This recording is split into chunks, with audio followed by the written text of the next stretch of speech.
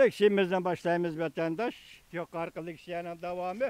Bugünkü ıslah 2020 yıl 6. ayının 7. günü heptigi yekşembe. Yukarı leksiyanın devam. Michael Peck. Mındak diyen ediyene. Bu seçiliklerinin kelgisi diyen yüz vermez ki kapaletki iyi kılış için tırışçallık görüştüme. Bu seçilikle Amerika avazı rehber bilop şirketim teyillengen. Amanda Bennett ve John Lansing katarlık rehberlerden rehberlik kılışı asıdı yüz bergen seçilik idi. Ulanın her işkilisine Prezident Obama teyillengen. Hazır Amerika Koşmuş Ştatları Memleketlik Radyo Stansiyası NPR icrahiye rehber bulup rehberlik kılıvatkan Lansing buran Amerika Koşmuş Ştatları radyo işlerini başkuruş moderiyetiga tünci icraiye ameldar bulup belgilengen. Lekin asla Kengaş Palatasının makulluşidan ötmegen. 2018 yılı 10. ayda Amerika Avazı Radyosu Nigeriya ameldarlarının bergen parasını kabul kılıp kabul kıldı dep ayıplangenden keyin bu radyonun Husa Tül Gruppsi 15 nefer işçi hizmetçini işten boştu etti. Şu ayda Amerika Koşmuş Ştatları radyo işlerini başkuruş moderiyetiga Kubaga kartılgan radyo stansiyası Spantel işhanesi işlegen Yahudilarga karşı turuş programmasını tekşirdi. Lansing moderiyet rehberlik kılgan mezgildeki bir nefer yukarı dereceli hizmetçi okşaşlı Amerika Koşmuş Ştatları devlet mahkemesinden ameldarlarının biri hükümet meblağını oğurlap işletkenlik için 2019 yıl 11. ayda 3 aylık müddetli türmege taşlandı. Bu organın radyo işlerini közütüşü organı mındak görsetti.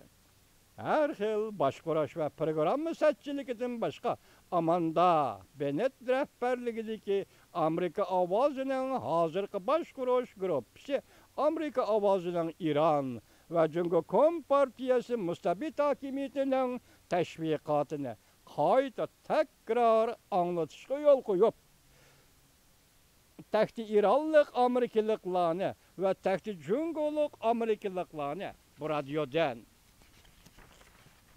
bu radyodan yiraklaştırdı. Lekin Amanda Bennett bu ayıplaştı inkar kıldı.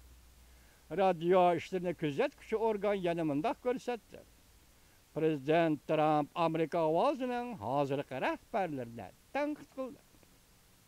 Bu yıl 2020 yıl 4. ayda Prezident Trump hükümeti iki misal keltirip Amerika Avaz Cumhuriyet Kompartiyasının jukumluk virüs doğrusundaki saht yalgan teşvikatını tartış yardım kıldı dep ayıpladı.